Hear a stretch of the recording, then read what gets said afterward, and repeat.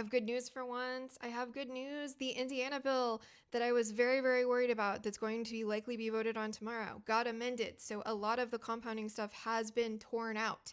It has been gutted from many of the biggest concerns. Like, look, could I still nitpick and gripe about some stuff? Sure. But it is so much less of an existential threat to compounding access for people who are in Indiana. I'm Sabina. I make a tool that helps people compare providers. I do a bunch of content on access, and I've been asking you to contact your reps.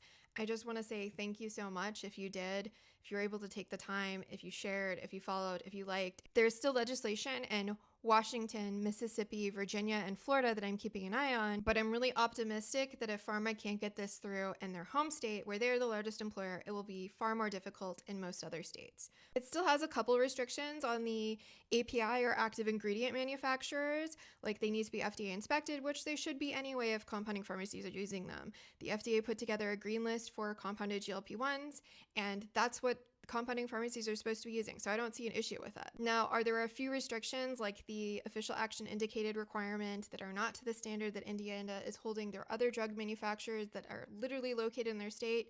Yes, many of the compounded restrictions, redefinitions have been pulled out, and it just defaults to the Food and Drug Cosmetic Act. That way, compounding pharmacies in Indiana or shipping into Indiana don't have to deal with a completely different rule set, and it's mostly defaulting to the federal version that they're already complying with. Now, they are trying to get a state report on the benefits and risk of compounding. Jury's out on whether or not that will be biased in Indiana. And there are things for med spas, meaning they are going to have med spas register at the state, report adverse events, and that doesn't even go into effect until January 2027. But thank you so much for those of you who are able to show up and take the time to call your representatives or share this with somebody who could.